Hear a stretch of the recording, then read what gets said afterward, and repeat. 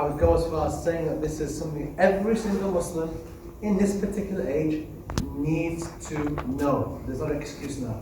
Alright, it's massively important. I can't stress that enough. Just sad that enough people are here, but there we go. People benefit, people will not benefit. Inshallah. Okay, again, this particular lecture, the slide will be available on this particular Google Drive. Not everything will be on there. There'll be a lot of things not on there.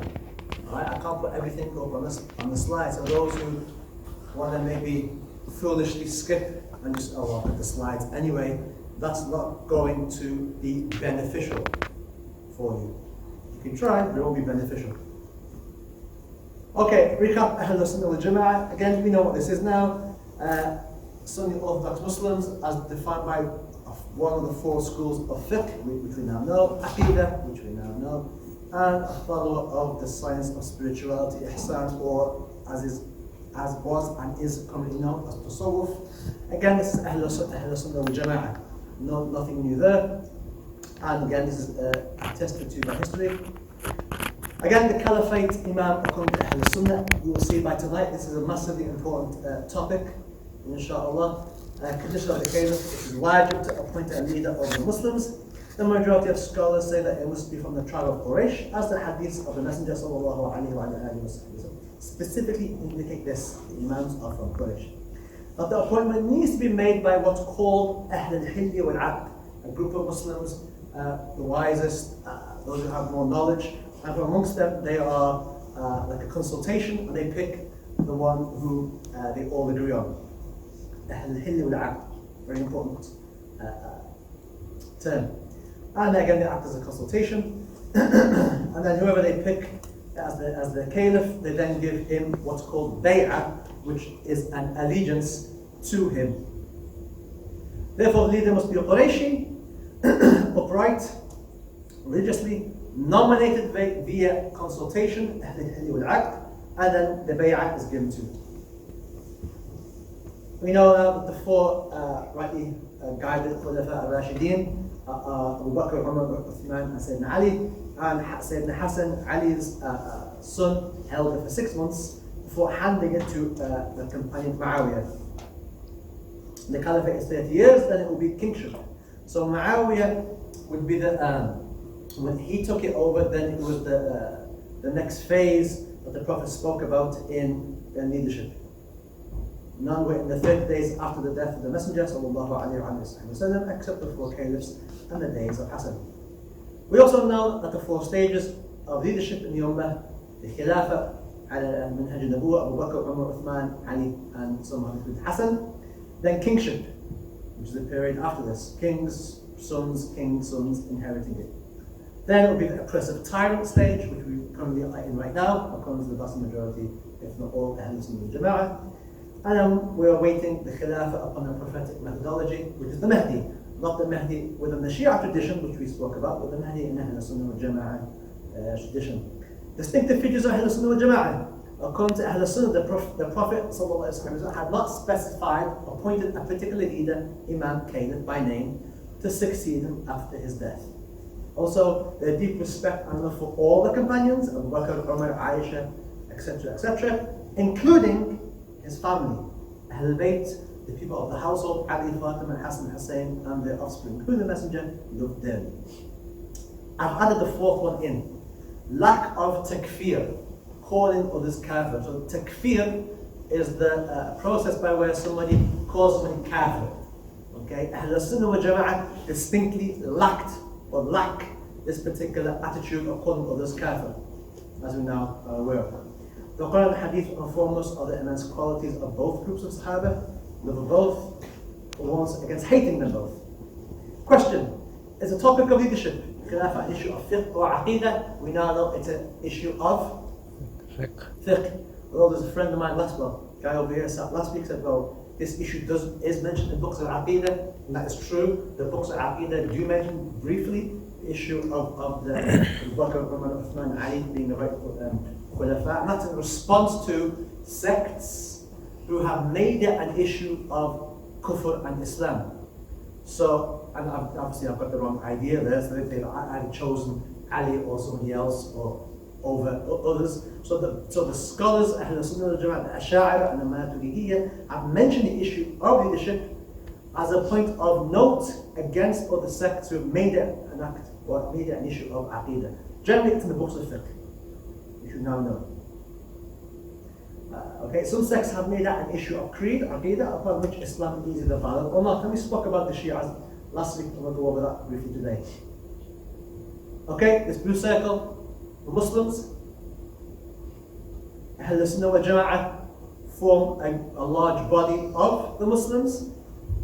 All the Muslims obviously have the Shahada, La ilaha illallah, and they acknowledge facing the Qibla, prayer 5 times, eating halal food. All the Muslims have that. You have the non-Muslims outside who are not Muslim, and then we have in the blue Ahl Bid'ah, who are not Ahl Sunnah, but are very importantly what? Muslim. Muslim. Massively important. Okay, there we go. The Muslim there, by the way. Okay, I get you. Everybody understand that? The whole circle of Muslims, the green is Ahl Sunnah wal Jama'ah, and the blue are people outside of Ahl Sunnah wal Jama'ah, and they are called people of Bid'ah. The people of Bid'ah, Ahl Bid'ah. Right? Moving on, distinctive features of the people of Ahl Bid'ah, according to Ahl Sunnah. Hatred, cursing, abusing, false claims against the Sahaba, such as Abu Bakr, Umar, Aisha, Abu Hurairah, going into excessiveness in their praise of number 2. Going into excessiveness in their praise of the Ahl Bayt by inventing innovative beliefs, such as the Prophet appointing Ali as his successor and others we mentioned last week. Ahl Sunnah have called this behavior rough, to reject, and the group who do this as Rawafida, the rejectors, because they reject Abu Bakr and Umar. That's where the name has come from. But the behavior in classical works or books of history or the books of fiqh, whenever you hear the word Rawafida, it refers to the Shia. Why? Because they became known for this type of behavior, although some are more extreme than others. That's very important. Again, the Shias are different flavors and different levels of in their beliefs, and some are very extreme, some are more moderate than others. Distinctive features of Ahl Bid'ah. Again, we have the flip side of the coin. Hatred, jealousy, cursing, insulting, lies, disrespecting, and lessening the status, the importance of Ahl Bayt and their descendants. And I've added this last part in, as well as killing them. And that will become more clearer at the end of the class. Ahl Sunnah have called this behavior nas, and the group as nawasib. The Muslim is the one who others are safe from their tongues and hands. The Khawarij, which is today's topic, became known for this behavior, as we shall see in today's lecture. Okay, so the Khawarij are very famous for hatred, jealousy, cursing, insulting, lies, lessening the status of Ahl Bayt and their descendants, as well as killing them. Okay, Nasr and Rawafid, alright? Both had radically different views to Ahl Sunnah on the source of religious authority. That's where they differ, both these groups. Historically, both act in opposition to one another. Ahl Sunnah is the middle way in both extremes. And in their modern forms today, and they do have modern forms today, much influence is made by them. Okay, dividing forces in the past and also dividing forces today. Alright, those who claim to follow Ali and his family, common to all Shias is an allegiance to the family of the Prophet, specifically to Ali and his descendants, as well as a recognition of their right to spiritual and temporal authority. A political movement. Okay. The idea that they have the claim that the Shia has made, the Shia claim that the Prophet directly or indirectly designated Ali as his successor. Ahl Sunnah do not believe that, right? Okay, good. Shia theologians constructed a view of legitimate authority based on the doctrine of imamah or imamate. This meant the divine designation of the imams as a succession of particular men from Ali and his descendants. Eventually, most Shias came to revere a lineage of Ali and 11 of his descendants, and again this formed the base of the 12 Shia group. 3 main groups of Shia, which we mentioned last week. There they are. 2 of them have a Sharia-based emphasis, and the rest don't. The Alawis and Ismailis don't have a Sharia and are viewed as not Muslim due to their beliefs. Key points to keep in mind. Ahl Sunnah generally agree that the Zaydis and the moderate 12 Shi'as, I put moderate in there because the 12ers, Ithna Ashariya, they differ. Some are very extreme, some are more moderate. But the moderate 12 Shi'as are Muslims. The exceptions are the Ismailis and the Alawis and Zaydis. And obviously they should be respected, as I mentioned. Every individual has the sanctity of the Shahada. La ilaha illallah Muhammadan Rasulullah. As long as somebody says that, then you keep your mouth shut and do not call anybody kafir.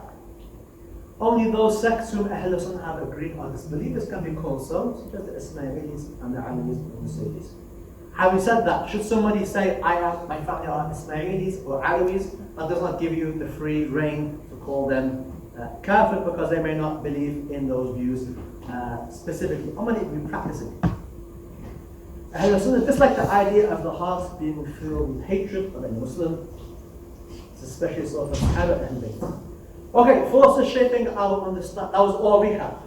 Forces shaping our understanding of Islam in the contemporary world. How does this help us answer the question, what forces shape our understanding of Islam in the contemporary world? In other words, what are the factors shaping your understanding of Islam? What are the things acting right now in the contemporary world that shape your form or your understanding of Islam, whether you know it or not? This is what we'll be looking at. It will help us greatly to understand our modern, increasingly divided, chaotic situation if we look closely at those forces in the past which divided us. Why? Why should we look at those forces which divided us in the past? Question. Answer. Why should we look at those forces which divided us in the past? Hands up.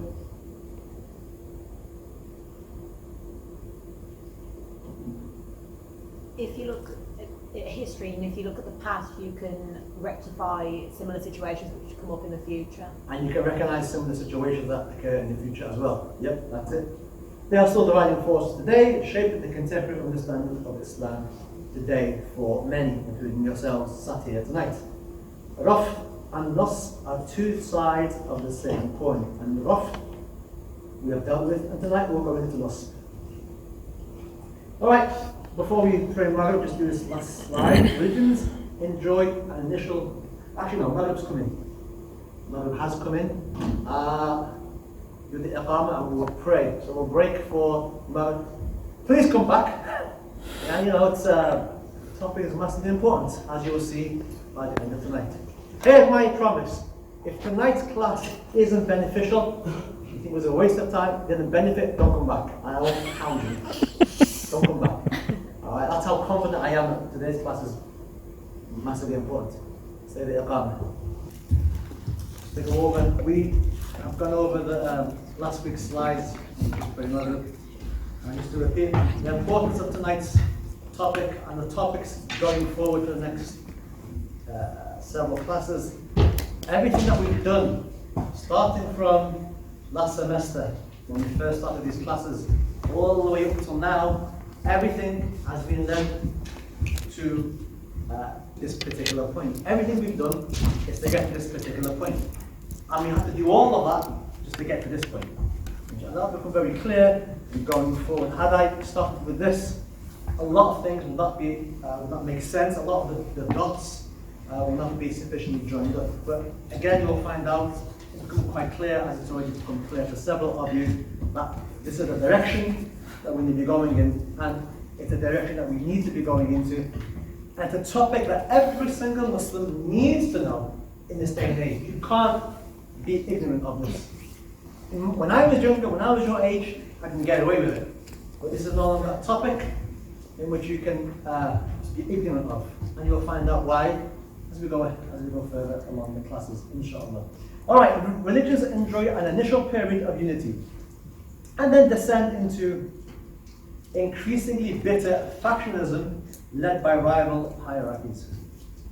Christianity obviously is an example of this, and obviously there's other faiths or other secular groups. However, Islam's ability to avoid this particular fate is astonishing and demands careful analysis. That's another topic for another night. But we will need to explain some painful exceptions to the rule in the earliest phase of our history. It wasn't always unified. And as you will find out by tonight, inshallah, that a painful example, this is tonight's class. The Prophet himself, sallallahu alayhi wa sallam, told the companions and us, whoever among you outlives me shall see a vast dispute. And tonight we're going to look at this vast dispute, exactly what it was, what caused it, and the repercussions. Alright, the first fitna. Anybody tell me what was the first fitna? I mentioned it last week, the first fitna.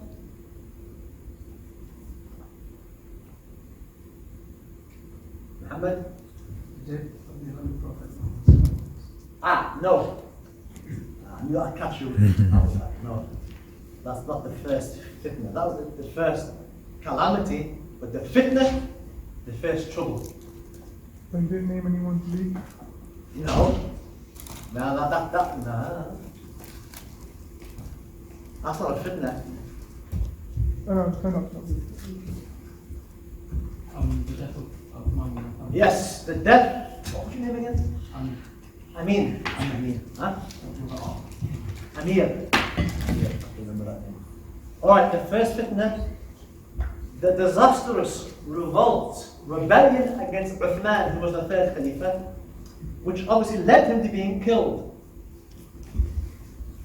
This was the catalyst, massively important. This was the catalyst for the appearance of sects and groups. Hence it was called historically as the first fitna, Awwal al-Fitna. Okay, in the books of history, the first fitna refers to the death of Uthman. From then, things began to occur that had not occurred previously. There were hypocrites amongst the Muslims that fanned the flames before and after the death of Uthman, preferring instability within the Ummah. That's always the case, even today. Ibn Kathir mentioned them as the following names. And historians have said that these individuals were directly involved in causing the death of Uthman. And then we know the hadith that the Prophet prophesied the death of Uthman. He actually told Uthman that he would be killed.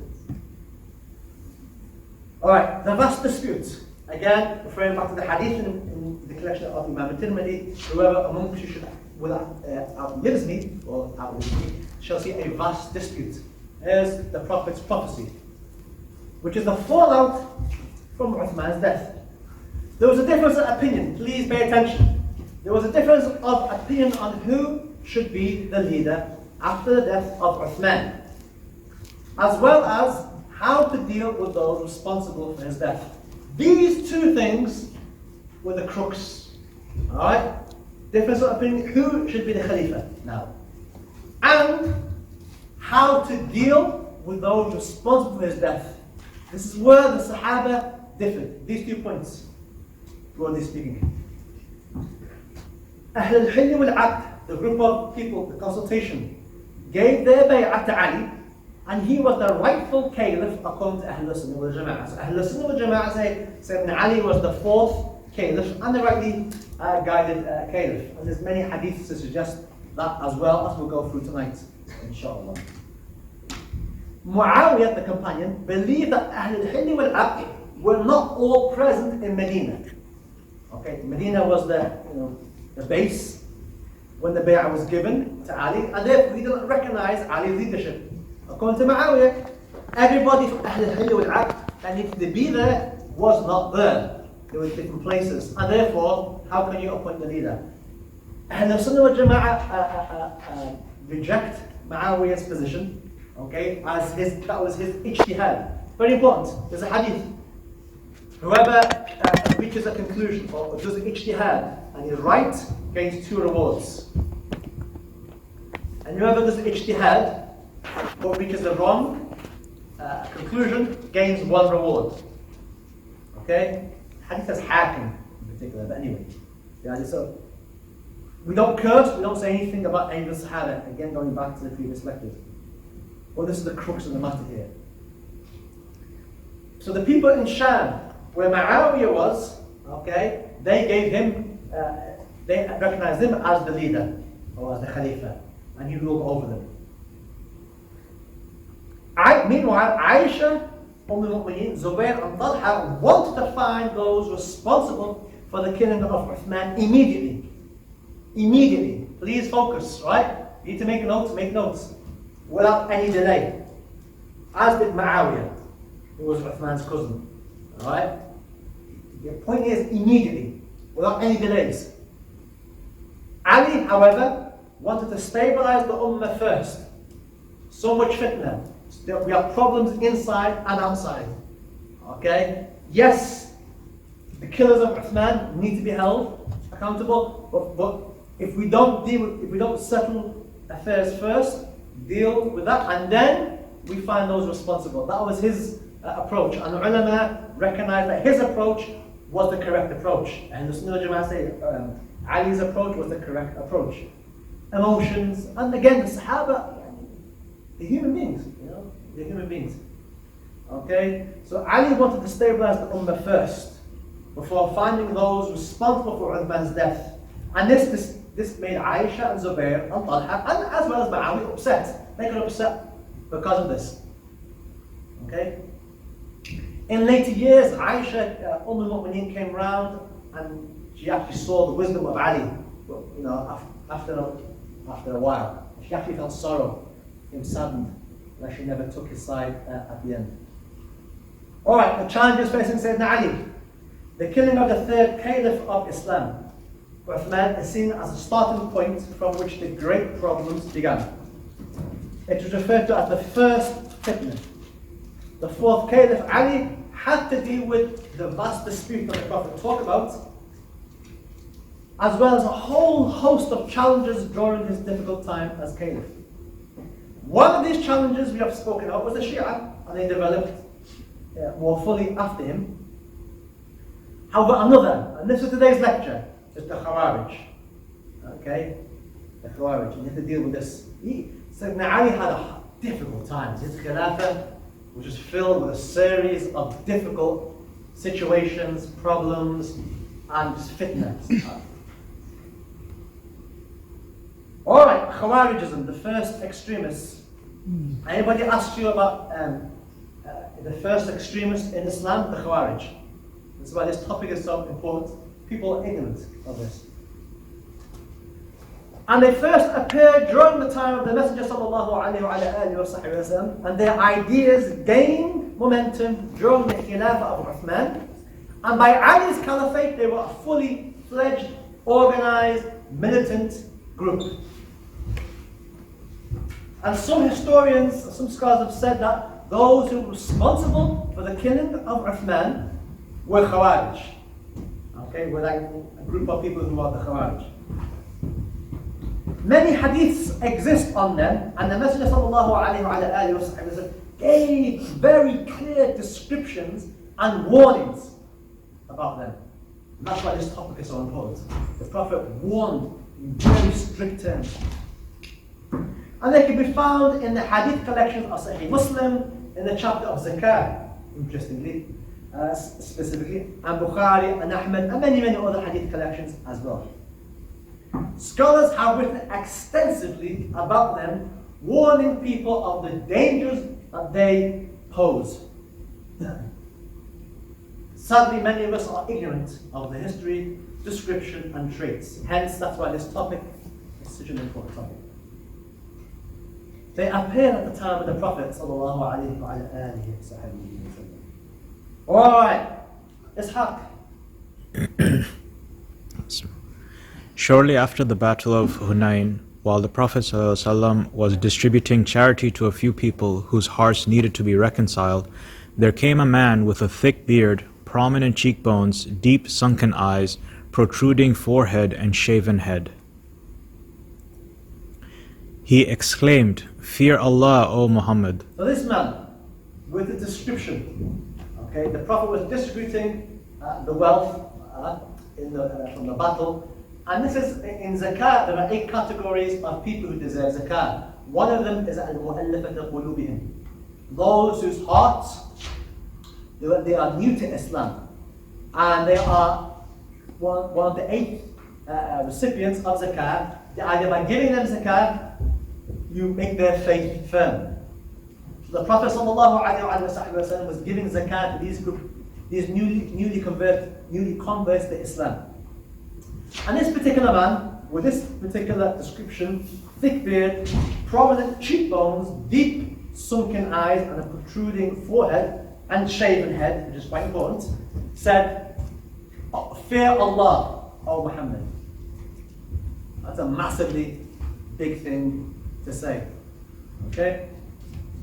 The Prophet ﷺ said, Who will obey Allah if I were to disobey Him? Am I not sent as the most trustworthy person on earth, and yet you trust me not? The man then turned back, whereupon one of those present asked for permission to kill him. This was seen as blasphemy. This is somebody I just said to the Prophet. In other words, I don't believe you are fair in distributing this wealth. Massively disrespectful, right? The Prophet, Allah has given him revelation of the Quran and entrusted him with the revelation of the Quran. You don't think he's not trustworthy to distribute some wealth? He's been given that which is far more greater, far more important by Allah. Is that not good enough for you? Just the lack of respect. And he calls him Muhammad. He doesn't call him Ya Rasulullah.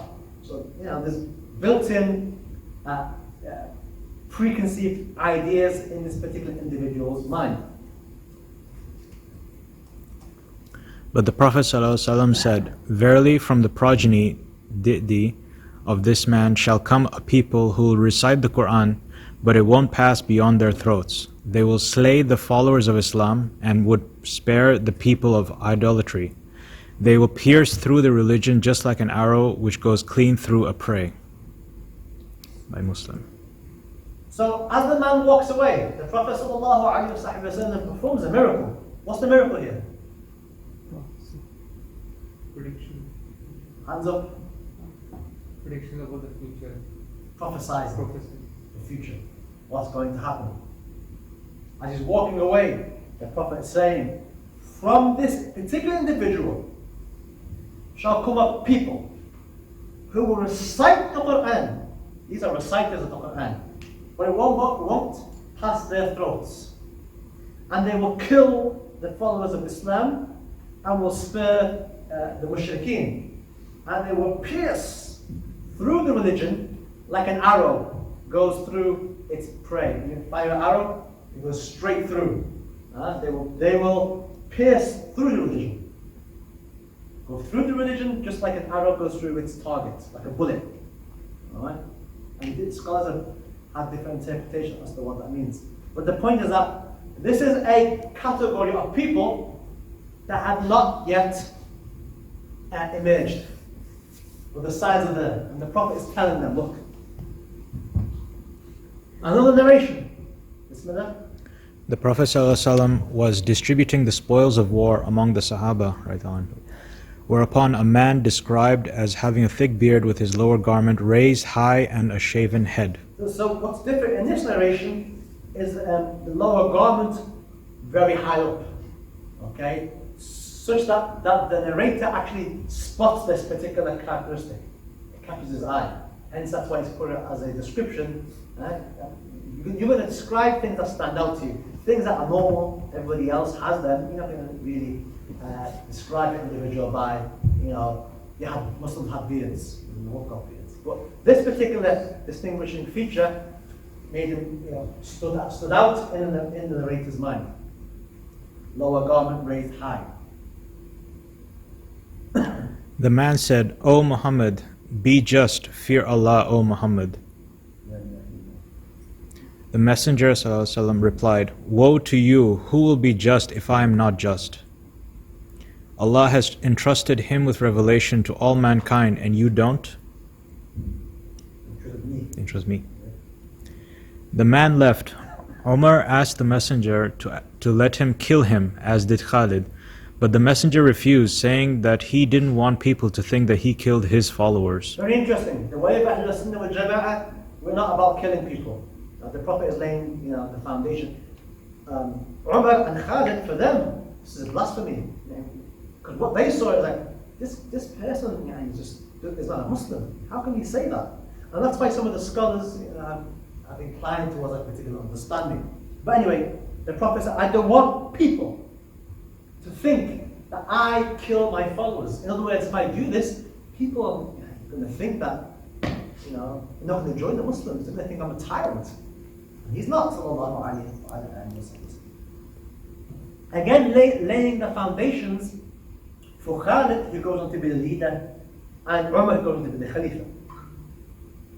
The hadith continues by saying that as the man walked away, the messenger was looking at him and began to give a detailed description of this man's offspring that appear in many hadith by Muslim. So we're going to look at some of these hadith. The Prophet ﷺ said, there will arise at the end of time a people young in age and weak in intellect, Hudatha al-Asnan wa Safaha al-Ahlam. Not bad. Their speech will be that of the best of creation. They will recite the Quran, but it shan't go beyond their throats. They will shoot through the religion just like an arrow goes through the game. While you meet them, kill them in battle, for in their killing you will receive a great reward from Allah on the Day of Judgment. These slides are available in the Google Dropbox. For those who are taking pictures. Does the Google Dropbox work? Yeah. Huh? It does. Alright. Okay. Bismillah. It's interesting. It's the end of time. Young in age, weak in intellect. Their speech will be that of the best of creation. Quran, Hadith. They will recite the Quran, but it shan't go beyond their throats. And they will shoot through this religion, just like an arrow goes through the game or the target. Very important, when you meet them, this is the Prophet, kill them in battle. Right? For in their killing, you will receive a great reward from Allah on the Day of Judgment. And we'll talk more about that as we go on in context. Bukhari Muslim.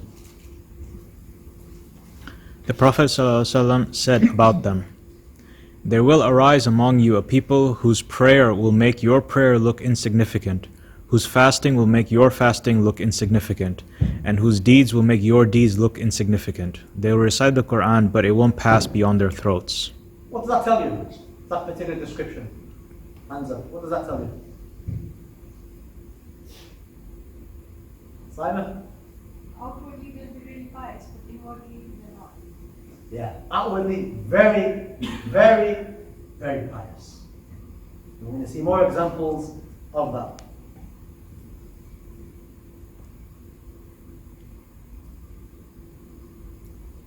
The Prophet ﷺ described the Khawarij as young in age, weak in intellect.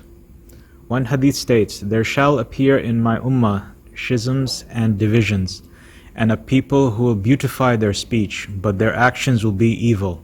They shall recite the Quran, but it will not pass beyond their throats. Takfir of a person for a major sin. Takfir of a person for a major sin or something for which takfir cannot be made. Takfir is calling somebody kafir. Alright? Takfir is what? Calling somebody kafir, which is obviously not allowed. But this particular group, this sect, Khawarij, is very famous for. The Prophet said, truly what I most fear for you is a man who will recite the Quran until its radiance appears on him. So he becomes a support to Islam, changing it to whatever Allah wills. He then separates from it, casts it behind his back, and raises the sword against his neighbor, accusing him of idolatry, shirk. I asked, O Allah's Messenger, who most deserves to be imputed with shirk, the accused or the accuser? He replied, the accuser. Alright, so this particular hadith is very interesting. The Prophet, truly, what I most fear for you is a man who will recite the Quran until its beauty, its radiance appears on him. Okay? And then, what happens then? He kind of turns away from it and separates from it, casts it behind his back, and takes his sword, because now he's super Muslim, become an extremist, takes his sword to his neighbor, accusing his neighbor of being a mushrik, a kafir, and goes to kill him. But you can see this, the progression there. Read the Quran. There's no teacher, by the way. Notice there's no Sheikh. Read the Quran himself, learns things himself, interprets things himself, becomes impressed with his understanding, and then reaches the wrong conclusion that his neighbor is what? Kafir. And then what does he do? I've got to implement the Sharia, which is what? In his mind, to go to kill them. Is this not what we see in the streets now and again? Drawing the dots up for you who don't understand. Drawing the dots up for you. I asked, O Messenger of Allah, who deserves to be called, who is the one most deserving of being a mushrik? Alright? The one who is being, because the Sahaba thought, this man may have a right to kill the person because if he's a mushrik, then, so they thought, okay, maybe there's something going on here, maybe he has a right, maybe there's something that other person, the neighbor, is a mushrik and therefore should be killed. The Prophet says, no. The one who's accusing, the accuser, he is the one most deserving of being called the mushrik.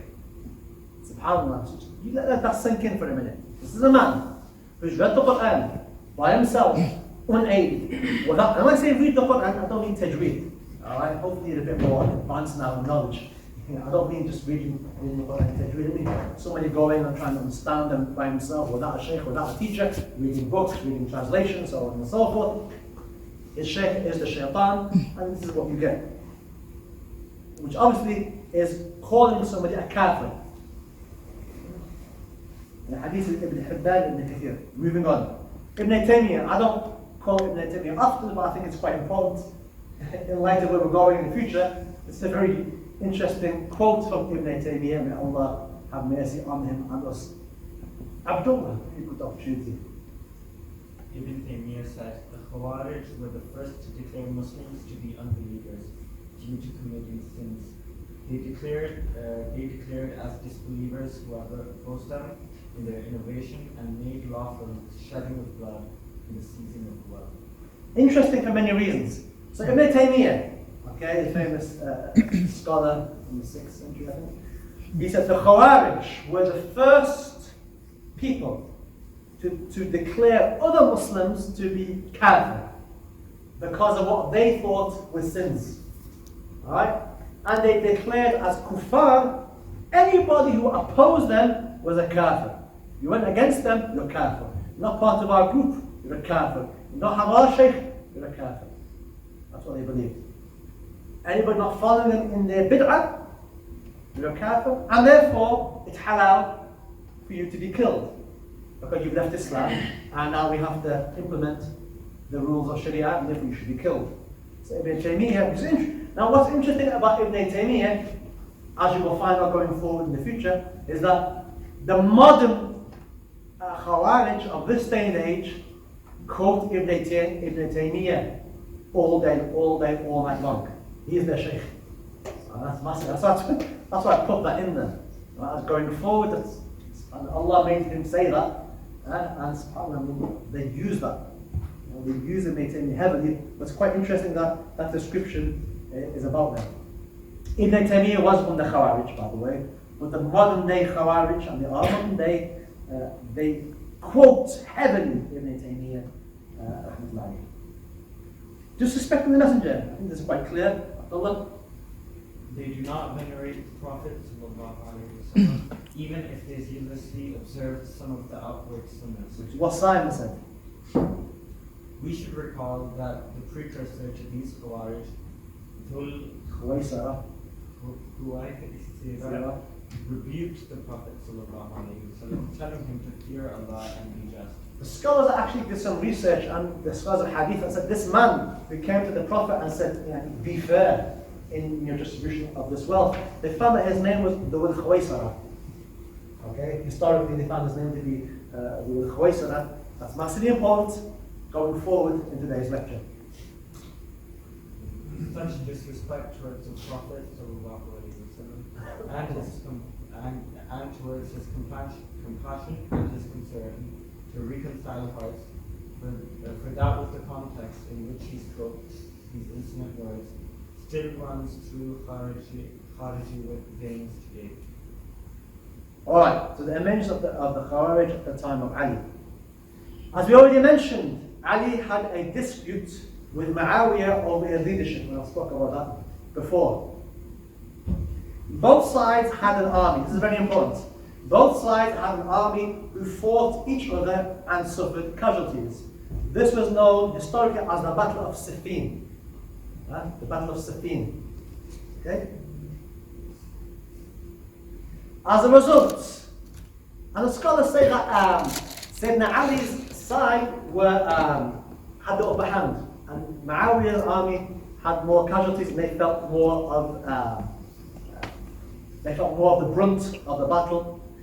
And the idea then they reached was, as a result, both agreed to settle this dispute and prevent further bloodshed through arbitration or mediation. Anybody know what that means? The lawyer, naturally. Basically, they come together to talk things out instead of killing each other more. Yeah, alright, that's mashallah. They come together to work things out instead of killing each other. Specifically what they did, Ali chose Abu Musa al-Ash'ari, who is the great-grandfather of Abu Hassan al-Ash'ari, the founder of the great school of Aqidah, and Muawiyah chose Amr bin As, and they reached an agreement to stop fighting. This battle of Siffin took about 7 days, and it was quite a week long. But they both managed through the arbitrators to reach a conclusion to stop fighting, and they had conditions. Sadly, a large group from Sayyidina Ali's army did not like this idea.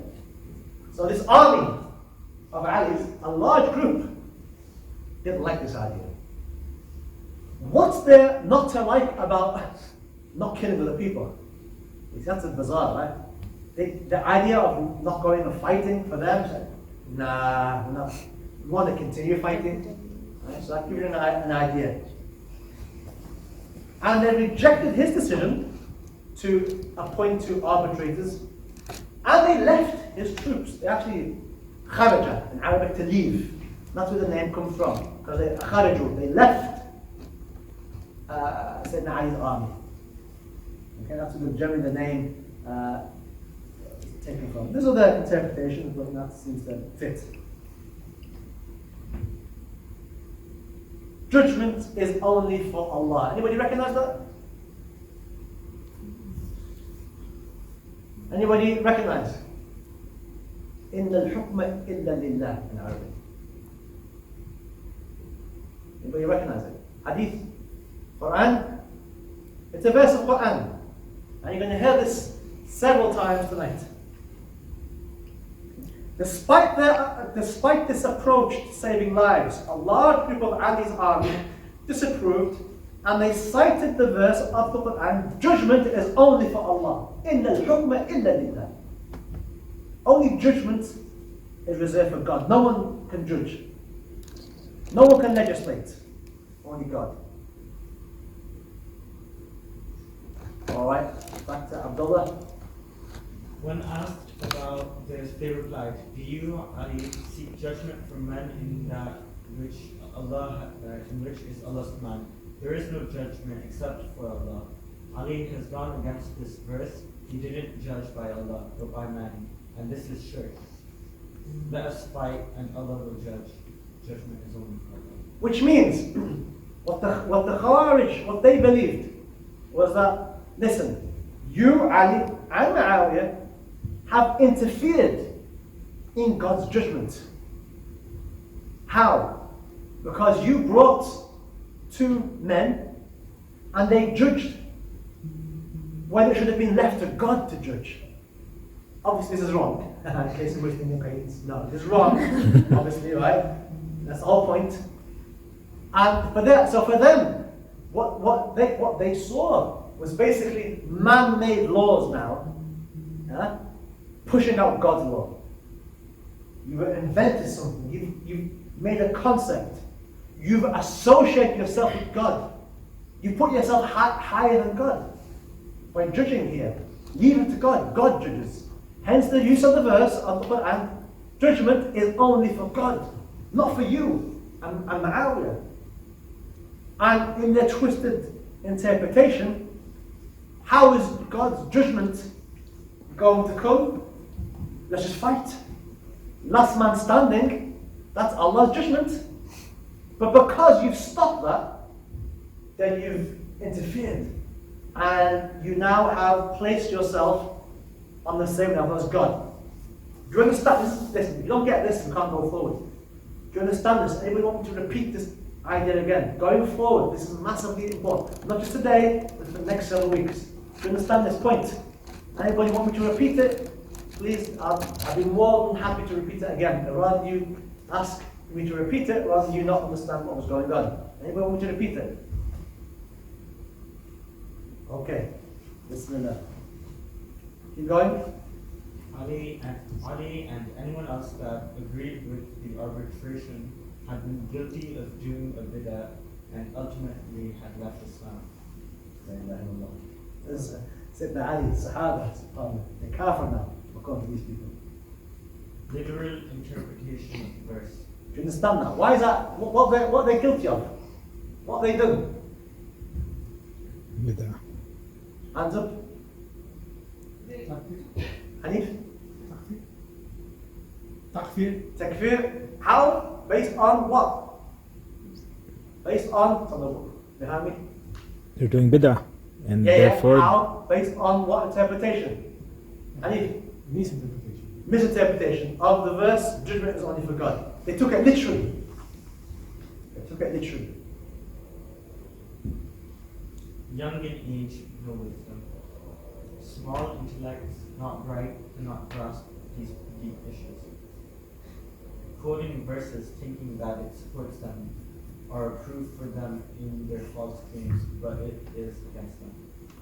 Everything in that yellowy sandy colour are hadiths, quotes from hadith. With the Prophet is describing them.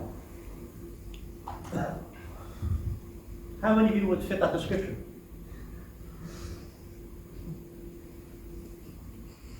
Alright. Now you fast forward now, some years later, several decades later, during the time of Ali and his Khilafah. Initially, Ali radiallahu anhu, tolerated them for as long as they didn't harm the Muslims. Let's have you, inshallah. However, their behavior worsened. During Ali's khutbah, they would interrupt him, shouting out abuse, accusing him of bid'ah and not praying behind him. So initially, Sayyidina Ali said, okay, listen, you guys are going a bit twisted, okay, and just don't cause any problems. Don't cause any problems. However, these type of people, this mindset doesn't just sit. By its very nature, it's aggressive. By its very nature, it wants to go out and convert people and push people, to its understanding of their Islam. To the point where Ali, Sayyidina Ali in his khutbah, is giving a khutbah. And you've got one person jumping up in the middle of the khutbah, giving a public service announcement, or somebody call it, jumping up in the khutbah and saying, Inna al-hukma illa judgment is only for God. Yeah? And as that one settles down, a second one jumps up from that corner. Inna al-hukma illa billah. And as that one calms down, the next one jumps up in the middle of the khutbah. Inna al-hukma illa billah. Judgment is only for God. In the middle of the khutbah. Is this something that we have seen? I've seen it, not just here, but I've seen other places. When you start to see this, alright, the point now when you start to see this, alarm bells should be ringing in your heads. Okay, because these are signs now. And this is Sayyidina Ali. And what do? Accuse him of doing innovation, bid'ah, and ultimately not praying behind him. Why did they not pray behind him? Because in their mind, Sayyidina Ali was, A'udhu Billah, a disbeliever. This is the fourth caliph. Stop attending his Jum'ah prayer. I'm not going to pray now, I don't recognize you anymore. This particular quote, how eloquent is this kafir? This is taken from a particular incident in which a person from this group, the Khawarij, passes by and he hears Sayyidina Ali giving a beautiful speech. And he says, how eloquent this kafir is in his speech. In other words, he's saying amazing things, this kafir. So he's recognizing, wow, this speech is amazing. He's a kafir, but his speech is amazing. Ali sent Ibn Abbas, the famous companion, the scholar of Islam, to debate them. Like, first thing, let's just send people to talk to them. Alright, this is the approach. First step is what? Ignore them. You're getting a bit out of hand, send somebody with knowledge to talk to them. And he said Ibn Abbas. And he said what? Use hadith. Not the Quran, as they are ignorant of the hadith. Because they're ignorant of hadith. Quran, they're very well versed, although they misunderstood it. But hadith.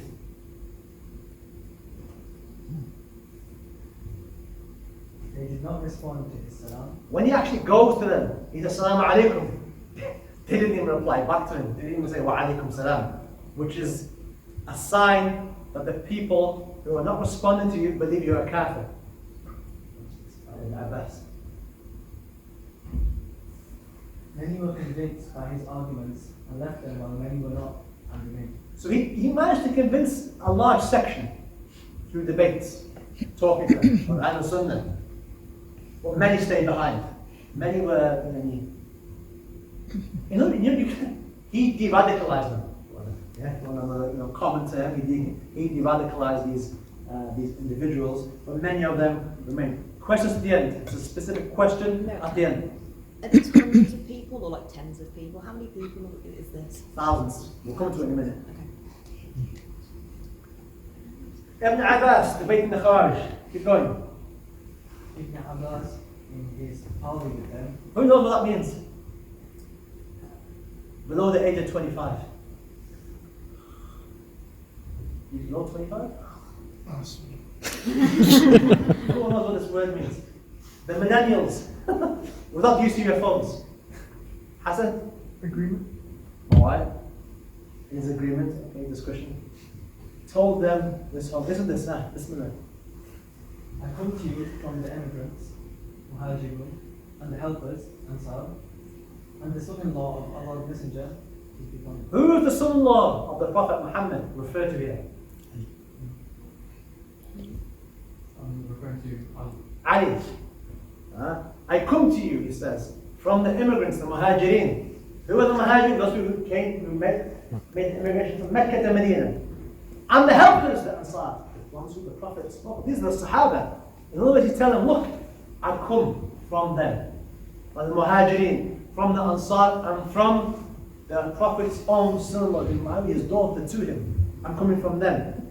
To them, the Quran was revealed. They are more learned about its meanings than you are. And there is not a single one of them amongst you. Wake up, you guys. Everyone's over here. You guys are by yourselves. There's nobody who at the time of the Prophet was with the Prophet that is on your side. You guys are all just come later on. You kids on the block. Bismillah. Ibn Abbas said about the Khawarij when he went to debate them. I came to them at midday and entered upon a people, the likes of whom I hadn't seen in terms of their exertion and worship. Their foreheads were grazed from constant prostration, their hands were rough, like the knees of camels. They wore recently washed, girded up tunics, and their faces were pale from staying up at night in prayer. Take just to pause and read that again yourselves. A couple of seconds. Read that again to yourselves.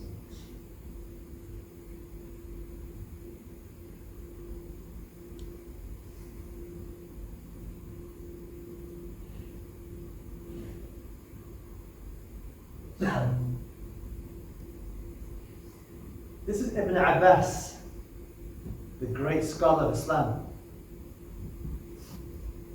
In his high level of ihsan, his piety.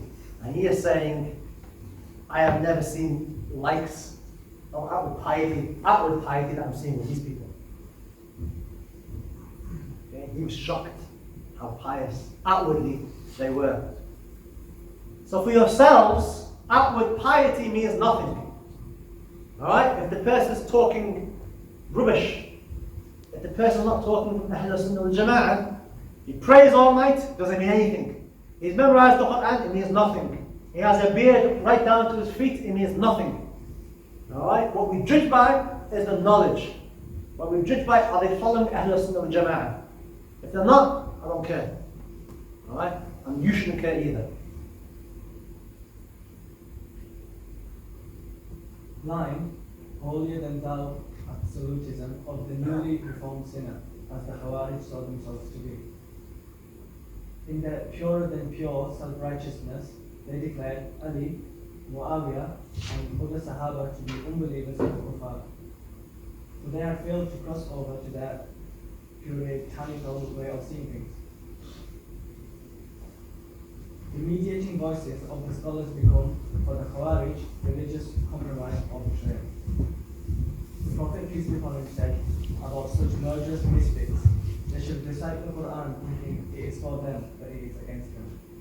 And that they would call to the book of Allah, but would not be from it at all. So, first thing to pay attention to is that scholars, they reject scholars. Anybody not on their particular understanding, they reject. And they call the people of innovation, blah, blah, blah, blah, blah, blah, whatever you want to call them. Alright? And they will again recite the Quran, this recurring theme of the Quran. Okay, it's like their hallmark. Alright? But it's against them. And they will call to the book, to the Sunnah. Ya akhi, Quran the Sunnah. The Quran says this. Right? It's against them. They've misunderstood it, and the Quran is against them.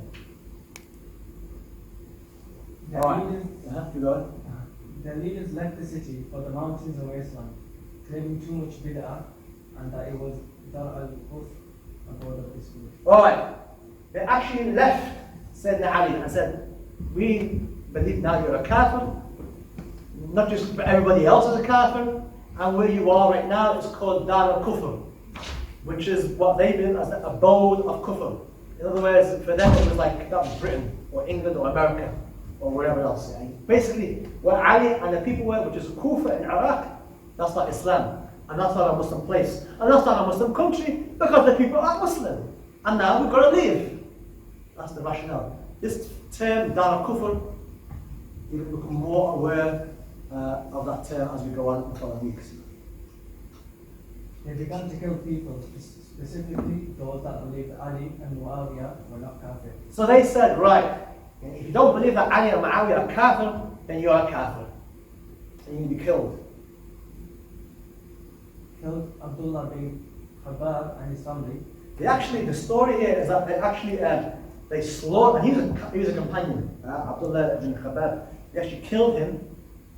And then they actually, his wife was pregnant, they actually split her stomach and take out their baby and kill the baby. And they killed several other women because the other women came to defense of Khabbab and his wife, and they killed them as well. Why? Because they're kafir. They're kafir. Kafir should be killed. Your blood's halal. Ali sent Harith bin Murrah to talk to them. So Ali's still trying. Can you send somebody just to calm these Khawarij? And by the way, the word Khawarij is like a cuss word. From historically, if anybody calls you a Khawarij, you've been someone's called you something really bad. I've used it many times. For good reasons. And they killed him. Keep going. And they killed him too. Ali, which amongst you are responsible for this? So Ali said, after going out to them now, who did this? Who's responsible? Because back then you don't kill the messenger. The famous term, don't shout at me, I'm just a messenger. It was well known diplomatic relations and so on and so on. You don't kill the messenger. Right? That's kind of like off limits. But in this case they killed him. And Ali said, which one amongst you are responsible for this? Khawarij. We all are. We all killed him. We believe their blood and yours is haram. Now obviously they didn't all, but a few of them did. But the point is that, if you're going to come against one of us, you come against all of us. Judgment is only for Allah. Because again, this verse in the Quran that they held on to. Judgment is only for Allah. Going back to the question I asked you before, what was the question in the beginning in the slides? Is leadership an issue of fiqh or aqidah? And you said what? Fiqh. Issue of fiqh. What have they done? Aqidah. They made an issue of what? Aqidah. Of aqidah, of kufr and Islam. Yeah? The way your leadership, how you lead or how you don't lead, they made an issue. They took it out from rulings of fiqh and put it into creed. That's what the Shia did as well. Again, judgment is only for Allah. A word of truth by which falsehood is intended. That's what Sayyidina Ali said. In response to this verse always being used, كلمة الحق أريد بها باطل. A word of truth. Because it's a verse of Quran, it's a word of truth, but which falsehood is intended. You intend by a falsehood. The word is true, it's from Allah. So Quran, how you are intending it is falsehood. Famous phrase. This was Ali's response to their misuse of the verse. Hadith, that's from Hadith Muslim, or narration in Muslim. They viewed themselves as the true Muslims. Ali then went to war with them after seeing all the signs the messenger warned about. Take a pause. What's amazing about this particular incident is that the Prophet, several decades before, gave a list of descriptions of the Khawarij. But what he did, sallallahu alayhi wa sallam, was he told Sayyidina Ali certain things. And Sayyidina Ali kept that.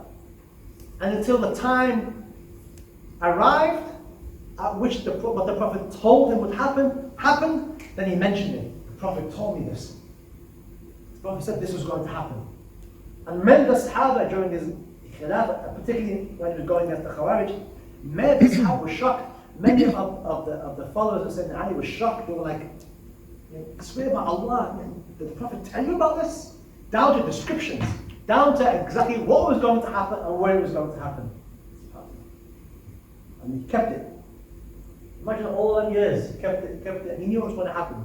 And when he saw the signs that the Prophet told him, he realized. And he knew what to do. Because the Prophet said, what? Fight them. Fight them. So he knew, he was full, his heart clean, yaqeen, he knew what to do. The Prophet already told him, sallallahu alayhi wa. The messenger had said, fight them. Different battles, but the battle of Nahrawan is the most important. This battle, which Sayyidina Ali fought against the Khawarij, this battle, the battle of Nahrawan, is the most important. There were several others, but this is the most important. Answer your question. Thank you. 12,000 in total. All fasting and reading Quran. So you can imagine that's 12,000. We're not talking about a couple of hundred. 12,000 people. That's the amount of people that were on this twisted, warped understanding of Islam. Obviously, with thousands and thousands more, you get an idea. All praying, all fasting, all reading the Quran. And the Sahaba, some of Ali's army, okay, initially were reluctant to fight them.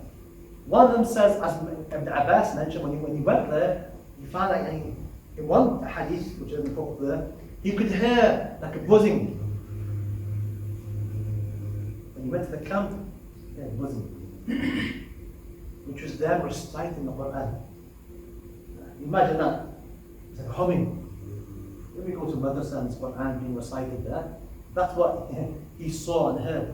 So there's a particular narration of Jundub, which says that he actually goes to the campsite and he sees them, people of just immense outward piety, faces swollen from prostration, hands they had physical, they were physically affected by the worship that they were doing, fasting, reading the Quran, and he had begun to have doubts in his heart. And he actually, what he does, he mentions that this particular companion, he comes off the horse and he goes ride and puts a stick down and begins to pray. And he makes dua. He makes a dua, Ya Allah, these are people who should be fought. Make my heart full of yaqeen and certainty. If not, then push me away. When he finishes his prayer, Ali comes and he tells them, don't have any doubts in what we're doing here. The Prophet told me about this. And the Prophet told me, sallallahu alayhi wa sallam, about these people. Don't have any doubts. SubhanAllah, huh? He just made dua. And then Sayyidina Ali comes and tells him this. Obviously, Sayyidina Ali knew what was going on, because the Prophet already told him. Okay? That's Amir. Amir or Am? Amir. Amir. The army was defeated by Ali's army with few survivors. Ali actually says before this battle, he says, less than 10 of us will be killed and less than 10 of them will survive. How was he able to say that if it wasn't for the Prophet many years before telling him that? How did he know that? He's not a prophet, in Ali. Wali, la shak, of course. Well, that's the ulama say that was something that the Prophet told him. How did he know that? Less than 10 of them will survive. Less than 10 of them will survive, he said. One of them was called Ibn Muljam. Muljam or Muljam, depends on the name. This particular individual survived. Okay, this particular individual goes on to survive. Anybody know about him? Anything? Hands up. Hands up apart from him over here. Anybody else? That name familiar to anybody?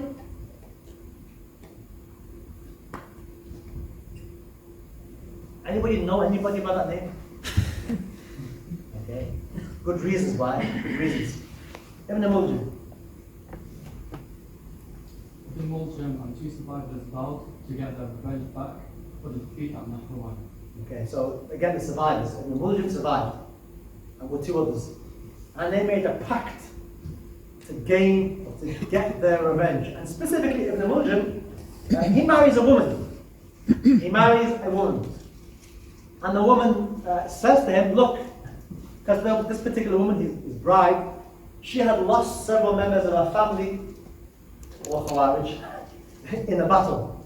And she says to him, look, if you want me, you better go and kill Ali. If you want me, I could go and kill him. And he was like, I was going to do that anyway. But now, you encourage me, I will go and do it. And he actually, what he does, he actually has a dagger. And he soaks this dagger in poison for many, many days. Okay? 17th night of Ramadan, Ibn Muljam went to Iraq and waited for Ali to come out as was his custom to wake up to Salah. Sayyidina Ali, the fourth caliph, alright, the 17th night of Ramadan, the night of Badr, by the way, this night of Badr, the Battle of Badr took place on the 17th of Ramadan.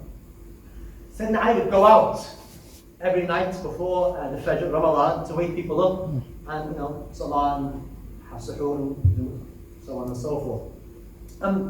These Khawarij, Ibn Muljam and his two friends knew this. And they knew exactly where he was going to be. So they waited for him to come out.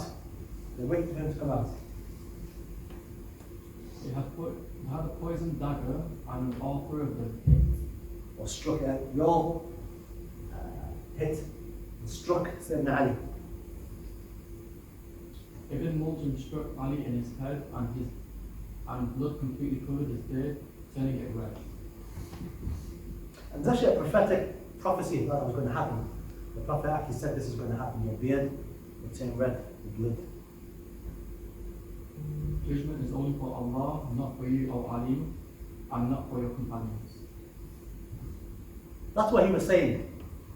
And he was killing Sayyidina Ali. إن الحكم إلا لله. Judgment is only for Allah. ليس لك وليس لأصحابك.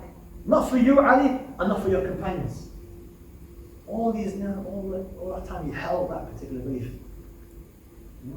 In his view, he's going to heaven because he's killed a kafir.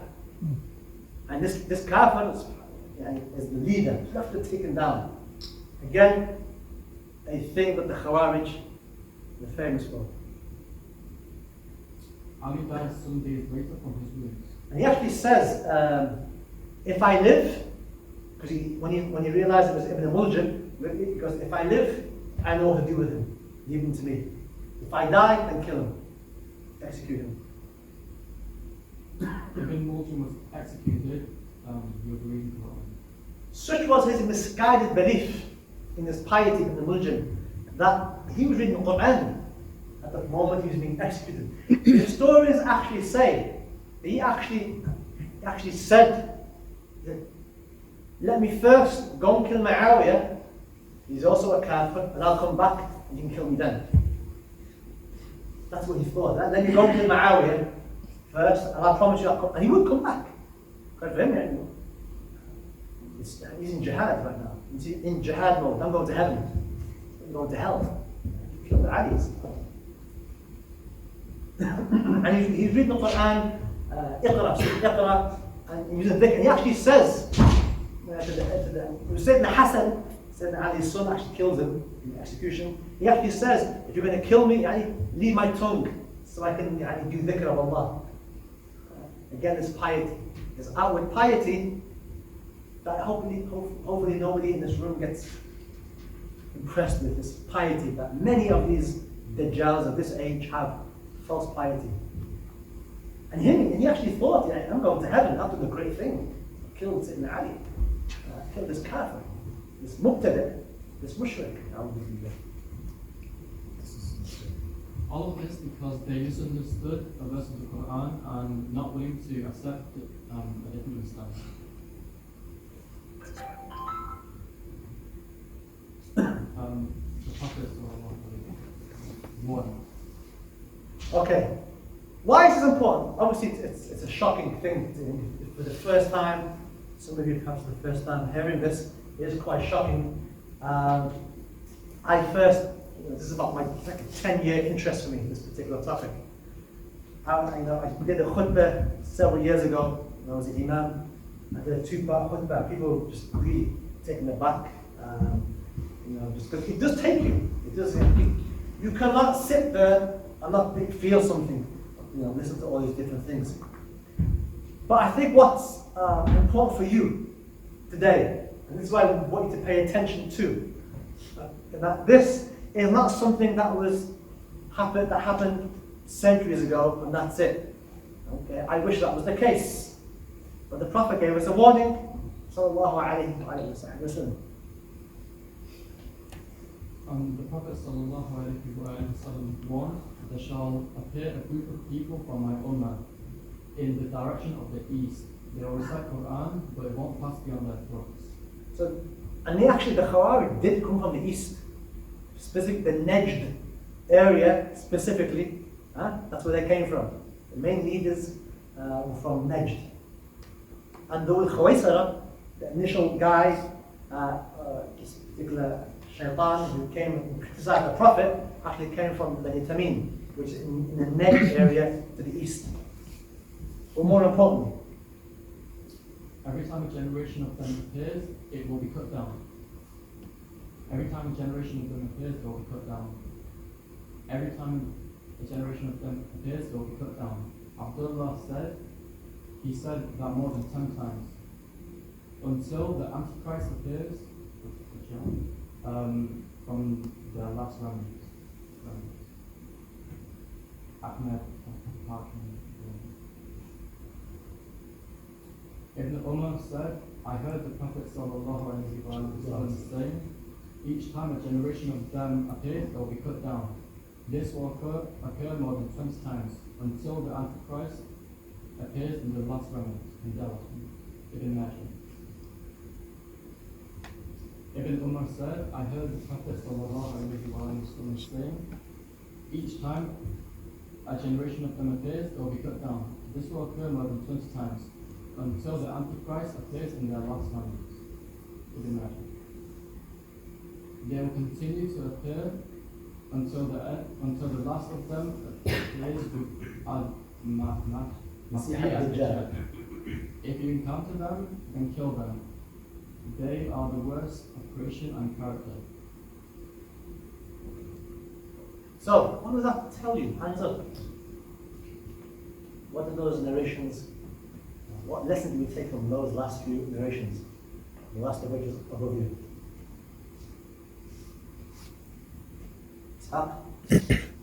There will be people like the Khawarij who will come and fall, and then they will come again, and then they will fall over time.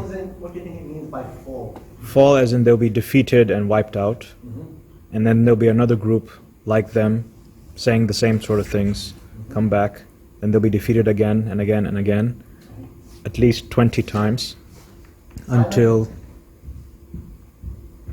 The ideology is going to remain the same, but every single the ideology is going to remain the same, but every single time they like come out and teach it again. The ideology will remain. Anything else interesting on that? Brenda? Lincoln.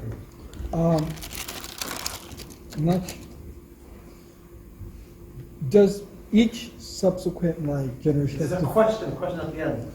It's kind of like a question, but it's related to this, and it's Right, keep the questions at the end. What do you notice? You have plenty of time for questions. What do you notice? Hanif? That the Antichrist will Yes. come from them. Yes. That's very important, right?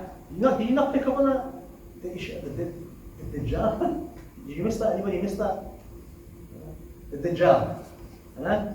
They will continue to appear, last hadith, until the last of them appears with the Masih al-Dajjal. And if you encounter them, then kill them. They are the worst of creation character. The Khawarij, this mentality, okay, will come and go, come and go, come and go, come and go, come and go, until the last of it will come with the Dajjal and will go with the Dajjal. The point is that they are with the Dajjal. And these are people who what? Read the Quran.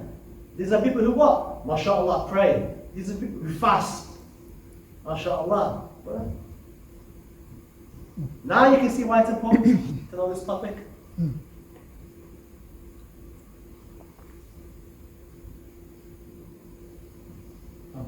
They will keep on rising throughout time.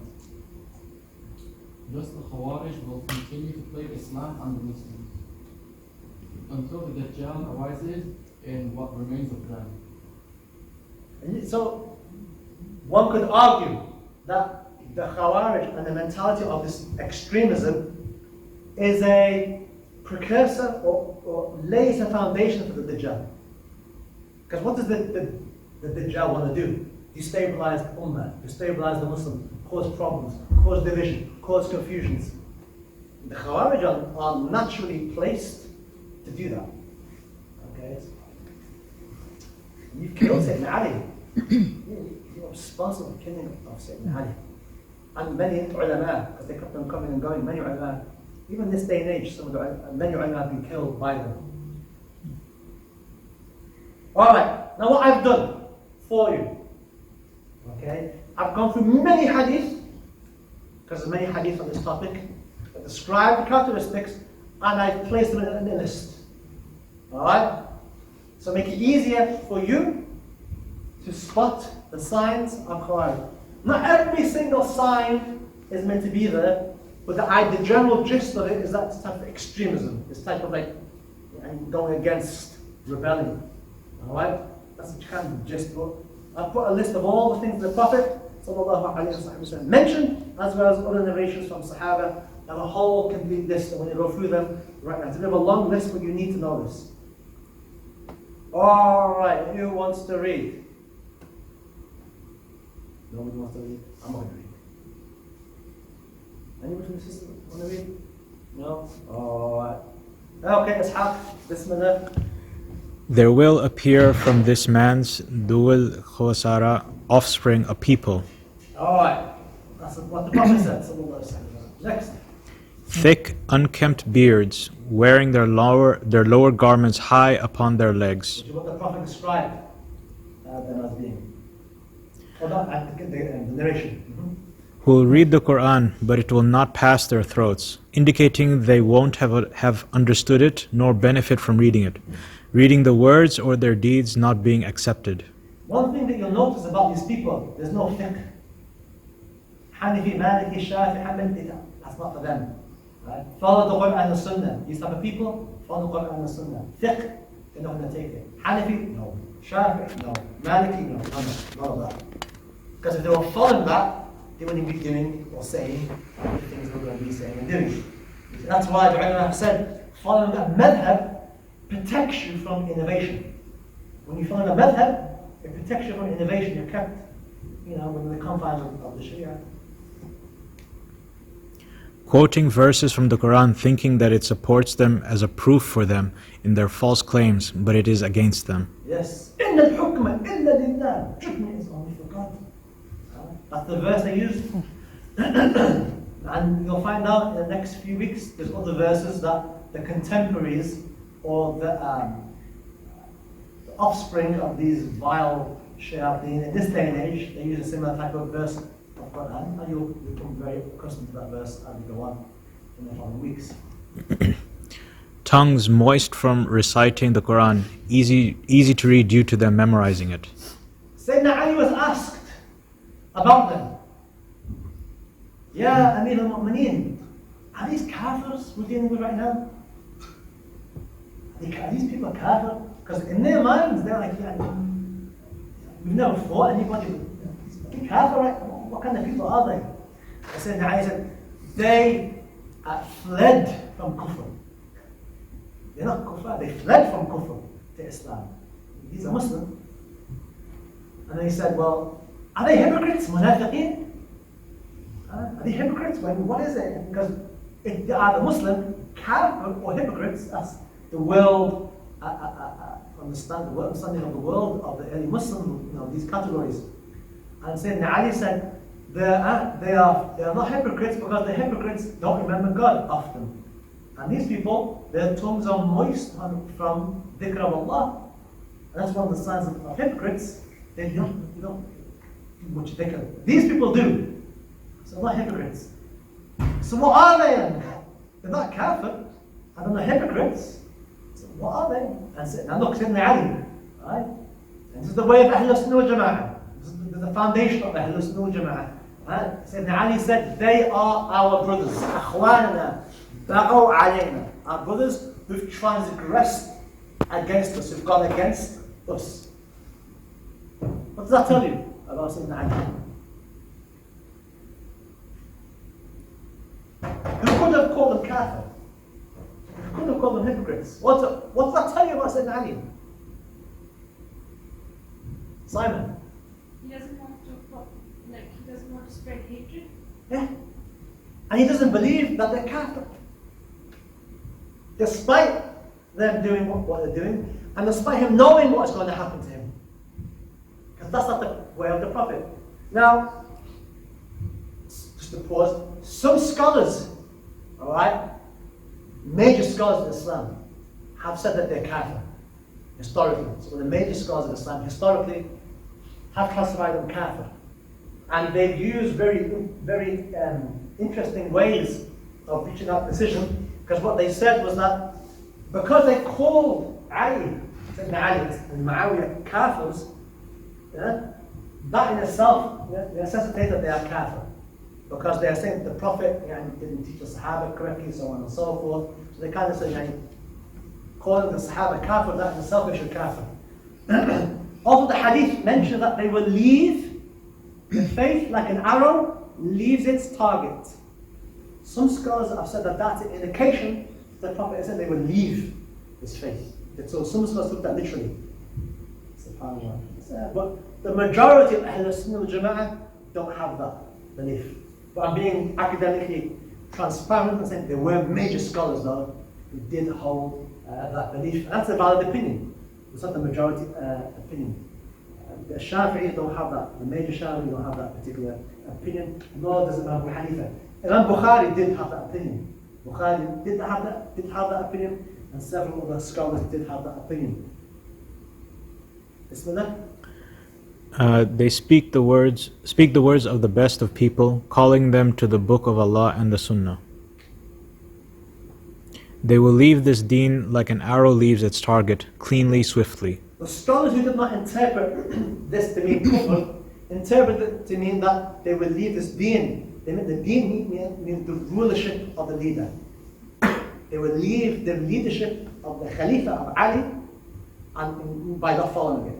They will reject it. That's what the scholars have interpreted it to mean when they leave following the authority of the leader, Sayyidina Ali. Takfir of a person for a major sin or something for which takfir cannot be made. So the earlier Khawarij believed if you did a major sin, you're in hell forever. If you miss Salah, in hell forever. Any major sin you've done, hell forever. That's what they believe, the early Khawarij. The modern day Khawarij don't have that. They have something far worse. Take verses revealed about disbelievers and apply them to Muslims. Yep, very famous, they did that. Young in age, no wisdom, hot-headed, no knowledge. Small intellects, not bright, easily brainwashed, can't grasp deep issues, ignorant, oversimplistic understanding of religion.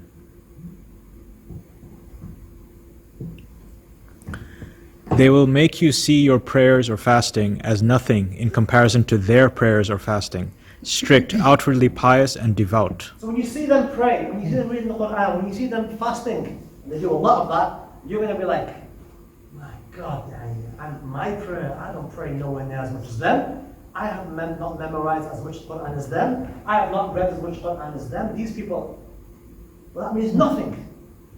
Absolutely, do not let that sway you. They will engage in much worship, absorbed very deeply, doing a lot of it. They will emerge from the east towards the end of time. Very interesting. The Prophet said that in the hadith. Towards the end of time, they will appear from the east. The early Muslims believe that was towards the time of Ali. Some scholars today would say no. That's nowadays. That is nowadays. And that has repercussions going further in the weeks ahead. Saying that it is obligatory to rebel against leadership under a false religious pretense that they are kafir. This is one of the main aspects of the Khawarij today. Okay? Saying that it is wajib, obligatory, to rebel against the leadership in any Muslim country, okay, under the false pretense that the leader is kafir, or that king is kafir, or that president is kafir, or whoever. They are kafir, and they have to be taken down. In the same way that they accuse Ali of being kafir for introducing man-made laws, the modern day Khawarij use that heavily. And you will see this going forward. Massively, I should have made that in bold. That is massive. Alright? To understand the situation today. That last point. They will appear during a time where there is disunity, seizing areas and make it a center for their activity. That's what they did. The Sahaba, Muawiyah, Sayyidina Ali, the problems there, disunity. And they rise up. Whenever there is disunity, they will rise. Always. Always. You have nowhere further to look than Iraq right now. Just look in Iraq and look in Syria. Right? You see it. Clear. If you don't see it, you haven't understood the class this evening. They will kill Muslims but leave the people of shirk under the false pretense that they are kafir. Before we deal with the big kafirs, we're going to deal with the little kafirs inside. That's the view. Extremism and fanaticism in religious matters. Disrespecting the Messenger ﷺ and the religious authorities. They will kill Muslims but leave the people of shirk. Double. You missed that one, right? Worst creation of Allah, dogs of hell. That should have been in the yellowy. The Prophet referred to that as kalab an-nar. That's not me, that's the Prophet. The Prophet being like dogs of hell, or hellhounds, whichever translation you want. Dogs of hell. That tells you something. The Prophet could have said they're in hell. Dogs in hell. Sallallahu Alaihi Wasallam. That's what he said. Sutras and how bad, how evil these people were, the Prophet referred to kalab an-nar in the hadith. And actually it's interesting, I was reading today, there was a particular individual at this time who was getting sucked into this ideology. And he said what stopped him is that one of the women in the group saw a dream that a relative of hers who had been from the Khawarij and had been killed, she saw him in a dream. And he appeared to her as a black dog, shabby dog. And she saw tears in the dog's eyes. She realized that was her relative. And so this particular individual, when he heard that description and this hadith, that kind of like kept him away from it. She saw in a dream that their relative came in the form of a black dog, shabby dog, crying. Where is this any dogs of hell? There's dogs in hell and there's a dog in Jannah. Anybody know the dog in Jannah? So look at. Will continue to appear until the last of them appears with the Dajjal. Yeah, this is a thing that's not going away. I will not go away until the last of them disappears with the Dajjal. Alright. Finished early. That topic was massively important. Q&A. Hands up, anybody have any questions?